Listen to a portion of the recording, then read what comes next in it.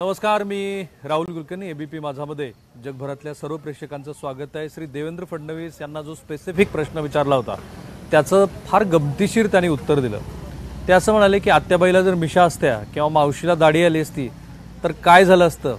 थोडक्यात त्यांना असं सांगायचं होतं की हे सगळे हायपोथेटिकल प्रश्न आहेत, कारण सर्वोच्च न्यायालयामध्ये जे काही होणार आहे, मुलाखतीच्या शेवटच्या भागामध्ये जो संपूर्ण फोकस होता तो त्यांचं व्यक्तिगत जे विश्लेषण आहे की सर्वोच्च न्यायालयामध्ये काय होईल, 16 आमदारांच्या अपात्रतेबद्दल काय होईल, आणि ते तसं होईल असं गृहीत धरून महाराष्ट्र राज्यामध्ये श्री अजित पवार हे राष्ट्रवादी काँग्रेससह किंवा राष्ट्रवादी काँग्रेसमध्ये काहीतरी करून हे भारतीय जनता पार्टीबरोबर एकत्रित येतील आणि नवं सरकार सत्तेवरती येईल, किंवा 16 आमदार जरी अपात्र ठरले तरी श्री छगन भुजबळ म्हणतात त्याप्रमाणे किंवा श्री अजित पवार महाराष्ट्राला सांगतात त्याप्रमाणे या सरकारचं बहुमत काही जाणे नाही, आणि मग ते 16 आमदार वगळून इतर पण नवे मुख्यमंत्री अशा पद्धतीनं महाराष्ट्र राज्यामध्ये नवं सरकार येऊ शकतं अशी एक चर्चा सुरू आहे.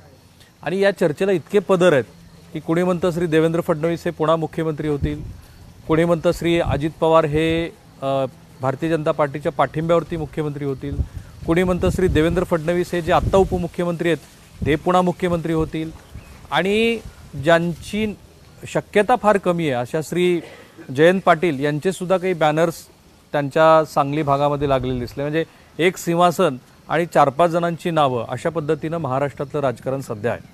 ते यासाठी आहे की एकूणच राजकीय वातावरण अतिशय अस्थिर आहे.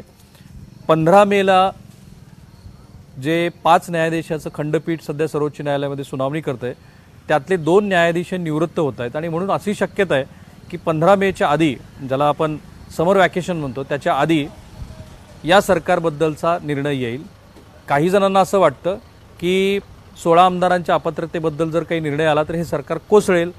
अनेक जणांना असं वाटतं की तसं जर झालं तर नवे मुख्यमंत्री येतील. काही जणांना असं वाटतं की राष्ट्रपती राजवटसुद्धा महाराष्ट्रामध्ये येऊ शकते. इतक्या सगळ्या शक्यतांचा बाजार असताना आमची जी मदर ऑर्गनायझेशन आहे एबीपी न्यूज आणि सी वोटर ही तशी प्रतिदेश सर्वेक्षण करणारी गेली 2-3 दशकं तर आपण या 1-2 दशकं तरी आपण या संस्थेचं नाव ऐकतो आहोत. त्या सी वोटर आणि एबीपी न्यूज या दोघांनी मिळून एक सर्वे महाराष्ट्रामध्ये केला. आता काही जणांना असं वाटेल की या सर्वेची जी सॅम्पल साईज आहे ती फार कमी आहे. 1574 लोकांना महाराष्ट्रातल्या रँडमली फोन करून त्यांनी विचारलं की जर श्री देवेंद्र 16 आमदारांच्या अपात्रतेबद्दल जर काही निर्णय आला तर मग महाराष्ट्रामध्ये राजकीय स्थिती काय राहील, कोण मुख्यमंत्री होतील, आणि कुणाची नावं सर्वसाधारणपणे तुम्हाला मान्य होतील, किंवा कुठल्या राजकीय पक्षाचं सरकार हे कशा पद्धतीनं महाराष्ट्रावरती सत्तेवरती यायला हवं. सो पहिली आपण ही गोष्ट नीट स्पष्ट करून समजून घेऊया की जरी ही सॅम्पल साईज कमी असली, कारण CMI सारखी जी अत्यंत प्रतिदेश आणि मोठी संस्था आपण ज्याला म्हणतो की जी CMI भारताच्या आर्थिक व्यवस्थेबद्दलचं, आर्थिक स्थितीबद्दलचं आकलन देशासमोर मांडत असते, आणि त्या CMI संस्थेची माहिती किंवा तो डेटा हा आपण गृहीत धरतो. मग तो बेरोजगारी संदर्भातला असतो, किंवा रोजगार किती जणांना मिळाला त्या संदर्भातला असतो, किंवा मायक्रो इकॉनॉमिक्स कशा पद्धतीनं काम करतंय त्याबद्दलचा असतो. तर CMI सारखी संस्थासुद्धा देशामध्ये ज्या वेळेला आकडेवारी देते त्यावेळेची सॅम्पल साईज फक्त 40,000 असते. सो असा सॅम्पल साईज जरी कमी असली तरीसुद्धा आपल्याला सर्वसाधारण एक अंदाज येऊ शकतो की लोकांच्या जनमताचा अंदाज काय किंवा कल कुणीकडे. तसं तर महाराष्ट्रातल्या प्रेक्षकांनी आम्ही जे विविध ठिकाणी जाऊन थेट जनतेच्या मनातला कौल घेत असतो आणि जो अनएडिटेड असतो तो अधिक विश्वासार्ह मानलेला आहे. पण तरीसुद्धा या हे जे काही आत्ताचं आकलन आपल्याकडं आलेलं आहे त्या आकलनानुसार हा जो डेटा माझ्या हातामध्ये आहे तो असं म्हणतो की जर श्री एकनाथ शिंदे हे अपात्र ठरले, आणि हे पुन्हा हायपोथिकेशन आहे, डिस्क्लेमर तर मी ऑलरेडी दिलेलं आहे, पण लोकांच्या मनात सर्वोच्च न्यायालयाच्या संदर्भात असं झालं तर काय होईल अशी चर्चा असल्यामुळं हा जो सी वोटर आणि एबीपी न्यूजचा सर्वे आहे त्याच्यात फोकस हाच होता की जर 16 आमदार अपात्र झाले तर काय होईल. तर महाराष्ट्राचा मूड असं सांगतो की लोकांना नवं सरकार नको आहे. लोकांना असं वाटतं की महाराष्ट्रामध्ये मध्यावधी निवडणुका व्हायला हव्यात. 32% लोकांनी असं सांगितलेलं आहे की निवडणुका ह्या 1 वर्ष आधी व्हाव्यात. याबद्दलची जी आकडेवारी जर आपण बघितली की मिड टर्म पोल्स किती जणांना हवेत, तर अपोजिशनमध्ये जे वोट दिलेले लोकांनी किती जणांनी विरोधात मतदान केलंय तर 34.6% लोकांना असं वाटतं की आपल्याला ही अशा पद्धतीची मध्यावधी निवडणूक नको आहे। 29% लोकांनी असं म्हटलेलं आहे की याच्यामध्ये आम्हाला काही मत द्यायचं नाहीये। पण 32.4% लोकांनी असं म्हटलेलं आहे की महाराष्ट्रामध्ये मध्यावधी निवडणुका व्हायला हव्यात। पुढे लोकांना हा प्रश्न विचारला गेला होता की जर मध्यावधी निवडणुका व्हायच्या नसतील तर मग कुठल्या लोकांनी एकत्रित येऊन पुन्हा महाराष्ट्रामध्ये सरकार करावं। 19% लोकांनी सांगितलेलं की भारतीय जनता पार्टी आणि श्री उद्धव ठाकरे यांच्या शिवसेनेबरोबर भारतीय जनता पार्टीने एकत्रित यावं आणि त्यांनी महाराष्ट्रामध्ये सत्ता स्थापन करावी। याच्यामध्ये BJP Uddhav Thackeray should join hands. अपोजिशनमध्ये किती जणांनी याला विरोध केलाय की भारतीय जनता पार्टी आणि श्री उद्धव ठाकरे यांनी एकत्रित येऊ नये। 10.2% लोकांनी असं सांगितलं की श्री उद्धव ठाकरे आणि भारतीय जनता पार्टीने एकत्रित येऊ नये, आम्हाला काहीच म्हणायचं नाही असं सांगणाऱ्यांचं प्रमाण सुद्धा 32.8% आहे। पण 19.2% लोकांना असं वाटतं महाराष्ट्रातल्या, जरी सॅम्पल साईज कमी असली तरी सुद्धा आणि कल आहे म्हणून, की श्री उद्धव ठाकरे आणि भारतीय जनता पार्टीने एकत्रित यावं, आम्हाला काहीच म्हणायचं नाहीये अशांची संख्या म्हणजे 32.8% आणि आम्हाला भारतीय जनता पार्टी आणि श्री उद्धव ठाकरे यांचं सरकार चालेल अशांची 19.2%। ही जर संख्या बघितली तर ही संख्या आपल्याला जास्त वाटते, जास्त दिसते। पुन्हा महाविकास आघाडीचं सरकार महाराष्ट्रात आलं तर चालेल का, हा सुद्धा एक प्रश्न सी वोटरने विचारलेला होता। 19% महाराष्ट्रातल्या जनतेने असं सांगितलेलं आहे की हो, आम्हाला महाविकास आघाडीचं सरकार पुन्हा सत्तेवरती महाराष्ट्रात आलं तर चालेल। Mahavikas Aghadi should form the government once again. याच्यावरती 25.6% लोकांनी सांगितलेलं आहे की नको, आम्हाला महाराष्ट्रामध्ये महाविकास आघाडीचं सरकार नको आहे, पण आम्हाला काहीच म्हणायचं नाहीये। याचं प्रमाण मात्र इथे किती ड्रास्टिकली कमी झालेलं आहे बघा। म्हणजे लोक भारतीय जनता पार्टी आणि उद्धव ठाकरे यांनी एकत्रित यावं का किंवा पुन्हा महाविकास आघाडीची सत्ता असावी की असू नये याच्याबद्दलचं मत देत असताना मात्र फक्त 9.1% लोक असं म्हणतायत की आम्हाला याच्याबद्दल काही मत मांडायचं नाहीये।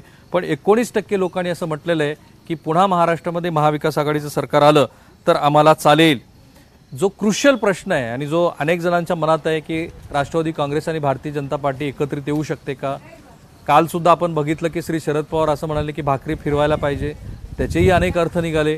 कारण ज्यांच्या अवतीभोवती गेली 5-6 दशकं महाराष्ट्रातलं राजकारण फिरतंय त्या श्री शरद पवार यांनी अशी भूमिका अचानक मांडणं आणि त्याच्या आधी राष्ट्रवादी काँग्रेसमधल्या काही आमदारांनी श्री शरद पवार यांची भेट घेऊन आपण भारतीय जनता पार्टीबरोबर जायला हवं असं सांगणं, किंवा दैनिक सकाळच्या मुलाखतीमध्ये श्री अजित पवार यांनी ज्या वेळेला आम्ही 2019 साली महाविकास आघाडीचा प्रयोग केला आणि शिवसेनेच्या बरोबर गेलो त्याच वेळेला तसा पुरोगामित्वाचा मुद्दा संपलेला आहे। कारण हिंदुत्ववादी प्रादेशिक राजकीय पक्ष असलेल्या शिवसेनेबरोबर आम्ही सत्तेत एकत्रित आलोत आणि आता ज्या वेळेला शेवटची कॅबिनेट झाली त्याही वेळेला उस्मानाबादचं नामकरण धाराशिव आणि औरंगाबादचं नामांतर छत्रपती संभाजीनगर हे केलं, तेव्हा तो जो हिंदुत्ववादी मुद्दा ज्यांना वाटतो तो तसा संपलेला आहे असं म्हटलंय। आणि म्हणून या ज्या चर्चा सुरू आहेत की राष्ट्रवादी काँग्रेस आणि भारतीय जनता पार्टी एकत्रित येईल का, यावी का, त्याच्यावरती पण महाराष्ट्रातल्या जनतेला प्रश्न विचारला गेला। पण 32% लोकांनी असं म्हटलेलं आहे की माफ करा 12% लोकांनी असं म्हटलेलं आहे की भाजप आणि राष्ट्रवादी काँग्रेस यांची युती होऊ शकेल। तर याच्यामध्ये BJP NCP should join hands 12.4% लोकांनी या कल्पनेला विरोध केलेला आहे। म्हणजे जेवढ्या संख्येने लोकांनी या कल्पनेला समर्थन दिलं तेवढ्याच संख्येने लोकांनी याला विरोध केलेला आहे। म्हणजे 12.4% लोक असं म्हणतात की असं व्हायला नको, 11.3% लोक म्हणतात की आम्हाला काही मत द्यायचं नाहीये, 12% एक्झॅक्टली 12% लोकांनी असं म्हटलेलं आहे की भारतीय जनता पार्टी आणि राष्ट्रवादी काँग्रेसनं एकत्रित यायला हवं।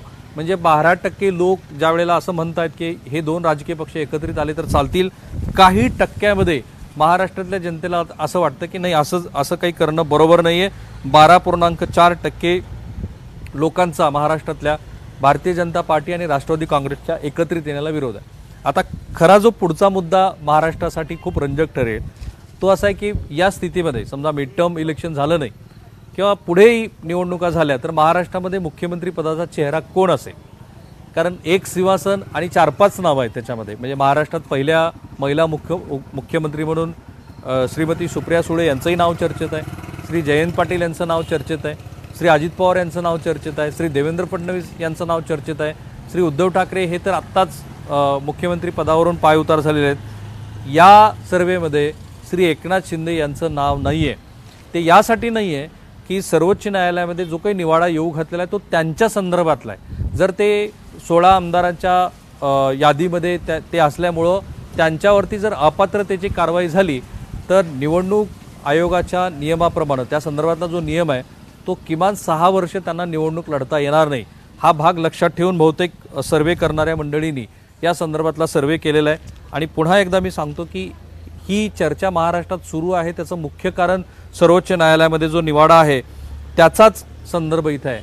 श्री देवेंद्र फडणवीस हे महाराष्ट्र राज्याचे मुख्यमंत्री व्हावेत का याबद्दलची ज्या वेळेला मतं विचारली गेली, प्रश्न आता असा होता, if the supreme court decides against Eknath Shinde and 40 Shivsena rebel MLAs forcing him to step down from the post of the chief minister, in such a situation who should become chief minister of Maharashtra. म्हणजे श्री एकनाथ शिंदे यांचा राजीनामा झाला तर त्यानंतर महाराष्ट्र राज्याचा मुख्यमंत्री कोण असावा, सर्वसाधारण पब्लिक परसेप्शन काय आहे हेही या प्रश्नाच्या उत्तरामध्ये तुमच्या लक्षात येईल.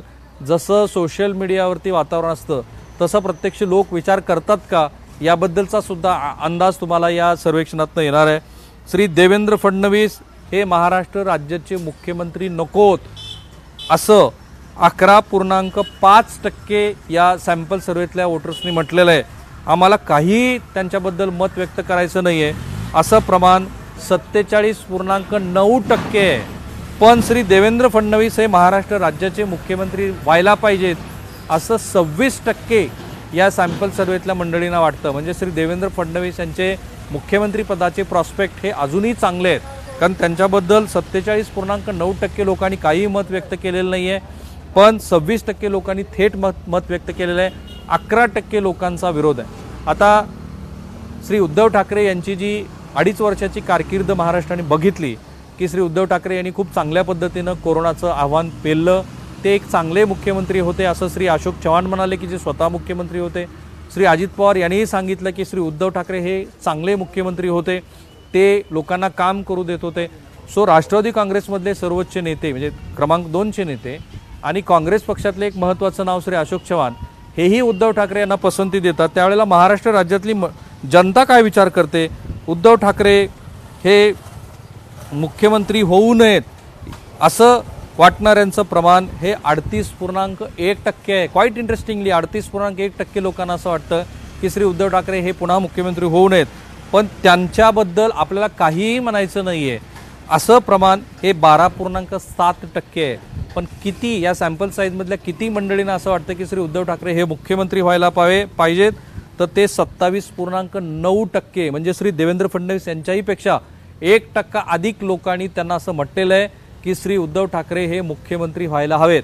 म्हणजे देवेंद्र फडणवीस यांना विरोध करणाऱ्यांचं प्रमाण 11.5% आहे, पण श्री उद्धव ठाकरे यांना विरोध करणाऱ्यांचं प्रमाण हे 38.1% आहे. पण थेट या दोन्ही नावावरती ज्यावेळेला लोकांना विचारलं गेलं त्यावेळेला मात्र श्री देवेंद्र फडणवीस यांना 26% लोकांनी कौल दिलेला आहे, तर श्री उद्धव ठाकरे यांना 27.9% लोकांनी कौल दिलेला आहे. आता क्रुशियल प्रश्न, ज्यांना मुख्यमंत्री व्हायची खूप मनीषा आहे म्हणजे त्यांना हा प्रश्न विचारला गेला की तुम्हाला मुख्यमंत्री व्हायला आवडेल का, तर ते म्हणाले हो, पुन्हा कशासाठी, आत्ताच मला मुख्यमंत्री व्हायला आवडेल. हा प्रश्न श्री अजित पवार यांच्यासाठी विचारला होता आणि ज्यांची नावं या यादीमध्ये आहेत त्यात फक्त 3च नावं आहेत, श्री देवेंद्र फडणवीस, श्री अजित पवार आणि श्री उद्धव ठाकरे. सो अजित पवार यांना थेट विरोध करणाऱ्यांचं प्रमाण 13.3% आहे. म्हणजे श्री अजित पवार हे मुख्यमंत्री होऊ नयेत असं म्हणणाऱ्याचं प्रमाण हे 13.3% आहेत. इंटरेस्टिंगली बघा, श्री उद्धव ठाकरे मुख्यमंत्री होऊ नयेत असं 38.1% लोकांना वाटतं, श्री देवेंद्र फडणवीस मुख्यमंत्री होऊ नयेत हे 11.5% लोकांना वाटतं, तर श्री अजित पवार हे मुख्यमंत्री होऊ नयेत असं 13.3% लोकांना वाटतं. आपल्याला श्री अजित पवार यांच्याबद्दल काही म्हणायचं नाहीये असं सांगणाऱ्याचं प्रमाण 7.9% आहे तर श्री अजित पवार यांनी मुख्यमंत्री व्हावं का अशी मान्यता देणाऱ्यांचं प्रमाण हे 11.1% आहे. म्हणजे महाराष्ट्रातले जे पहिले 3 फ्रंट रनर्स आहेत त्याच्याबद्दलचा थेट कौल जो आत्ता तुम्हाला मी सांगितला, जो सी वटोर ABP न्यूजच्या सर्वेमध्ये आलेला आहे, तो असा सजेस्ट करतो की श्री उद्धव ठाकरे, श्री देवेंद्र फडणवीस या दोघांमध्ये स्पर्धा आहे, पण अजित पवार अजून तरी अशा पद्धतीनं महाराष्ट्राच्या या स्पर्धेमध्ये दिसत नाही आहेत. आता हे सगळ्याची गोळाबिरीच काय बरं का, की जी या सर्वेपेक्षा बाहेरची मला दिसते. लोकांच्या मनामध्ये महाराष्ट्राच्या राजकारणाबद्दल एक प्रकारचा हळूहळू तिटकारा येत चाललेला आहे. त्यांना असं वाटतं की राजकीय विचारधारा वगैरे महाराष्ट्रात काही नाही आहे. बऱ्याच जणांना असं वाटतं की सद्यस्थितीमध्ये भारतीय जनता पार्टी ज्या पद्धतीचं राजकारण करते आहे ते काय आम्हाला मान्य नाही आहे. ज्या पद्धतीनं श्री उद्धव ठाकरे यांच्या शिवसेनेमध्ये फूट पाडली तेही त्यांना मान्य नाही आहे. पण 2019 साली जो महाविकास आघाडीचा प्रयोग झाला तेव्हापासून महाराष्ट्रातली जी राजकीय स्थिती तयार झालेली आहे त्याबद्दल लोकांच्या मनामध्ये काहीतरी प्रश्न आहेत आणि ते बहुतांशी नकारात्मक आहे. एक म्हणजे रोज सकाळी उठून ज्या पद्धतीचं पॉलिटिकल नेरेटिव्ह सर्व बाजूनी सेट करण्याचा प्रयत्न होतो आणि जी भाषा वापरली जाते त्याबद्दल सुद्धा लोक हे नाराज आहेत असं दिसतंय. आणि म्हणूनच बहुतेक जणांचं मत 39% लोक ज्या वेळेला म्हणतात की आम्हाला मध्यावधी निवडणूक, 32% लोक ज्या वेळेला म्हणतात की आम्हाला मध्यावधी निवडणुका हव्यात, याचा अर्थ असा की प्रचलित राजकीय व्यवस्थेला एकदा काय ते बघू द्या, लोकात तुम्ही जा आणि लोकातनं कौल घ्या, अशा पद्धतीचा लोकांचा सर्वसाधारण कौल दिसतो आहे. जे काही राजकारण सुरू आहे दोन्ही बाजूनी त्याबद्दल लोक फारसे खुश नाही आहेत आणि त्यामुळे तुम्ही एकदा निवडणुकीला सामोरे जा. कारण इंटरेस्टिंग कसं आहे बघा की यावेळच्या या निवडणुकीमध्ये, या काळामध्ये सगळ्या राजकीय पक्षांनी महाराष्ट्रात सत्ता उपभोगलेली आहे. म्हणजे ज्यांना लोकांनी कौल दिला होता त्या शिवसेना आणि भारतीय जनता पार्टी यांनी वेगवेगळ्या पद्धतीनं नंतर आपले मार्ग बघितले. शिवसेना, राष्ट्रवादी काँग्रेस आणि काँग्रेस ही सत्तेवरती आली, म्हणजे हे 3 राजकीय पक्ष. नंतर जे काही घडलं त्यातनं भाजपाही सत्तेवरती आला. म्हणजे 4 प्रमुख राजकीय पक्षांनी यावेळेला महाराष्ट्रामध्ये सत्ता उपभोगलेली आहे. सर्वसाधारण लोकांचा जर आपण कौल बघितला तर त्यांना असं वाटतं की एकदा ह्या सगळ्यांचे हे जे सगळे प्रयोग आहेत ते आता महाराष्ट्रासमोरच आहेत, त्यामुळे एकदा थेट निवडणूक व्हावी आणि त्यातनं लोकांचा जो काही कौल आहे तो एकदा स्पष्ट व्हावा. त्यामुळे तरी किमान सध्याची राजकीय अस्थिरता ही कमी होईल. आता पुन्हा एकदा हेच डिस्क्लेमर की हे जे सर्वे आहेत अशा पद्धतीचे सर्वे हे ज्याची सॅम्पल साईज कमी आहे वगैरे म्हणून जरी आपण त्याकडे दुर्लक्ष करायचं ठरवलं तरीसुद्धा सर्वसाधारण जनमताचा अंदाज बांधण्यासाठी महत्त्वाचे ठरतात. आणि हे केव्हा होत आहेत सर्वे, की जेव्हा सर्वोच्च न्यायालयामध्ये या पद्धतीचा निवाडा येऊ घातलेला आहे की जो निवाडा महाराष्ट्र राज्याच्या सरकारच्या स्थिरतेबद्दल, हे सरकार टिकेल की नाही त्याबद्दलचा कौल देणार आहे. समजा तसा तो कौल नाही आला तर या सरकारसमोर पुन्हा 10 महिन्याचा कालावधी आहे आचारसंहिता लागायच्या आधीचा, आणि त्या काळामध्ये तसा 18 महिन्याचा, त्या काळामध्ये या सरकारबद्दलचं आत्ताचं जे परसेप्शन आहे ते बदलू शकतं. कारण काही निर्णय खूप धडाक्यात होत आहेत. विशेषतः इतके सगळे निर्णय झालेले आहेत की कोणता निर्णय पकडावा आणि कुठल्या निर्णयाबद्दल काय बोलावं याबद्दल या सरकारमध्येही अजून स्पष्टता नाही असं दिसतं आहे. दुसरीकडे शिवसेनेच्या उद्धव ठाकरे गटाबद्दल जे झालं त्याबद्दलची सहानुभूती अजूनही लोकांच्या मनामध्ये दिसते आहे. सो जर असा निर्णय नाही आला आणि हे सरकार टिकलं तर पुढची 18 महिने 14 महिने सुद्धा क्रुशियल असतील. पण समजा सर्वोच्च न्यायालयामध्ये असा निवाडा आला आणि हे सरकार जर पडलं तर सर्वसाधारण लोकांचा कौल काय आहे तो या सर्वेत आपण बघितलं. सो थांबूया आपण इथे.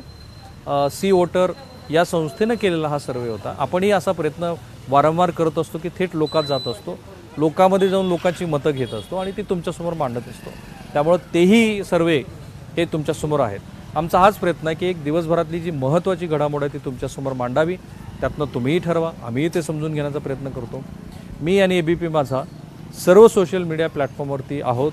फेसबुकला आहोत, ट्विटरला आहोत, यूट्यूबला आहोत, इन्स्टाला आहोत. सर्व ठिकाणी आम्हाला फॉलो करायला लागा.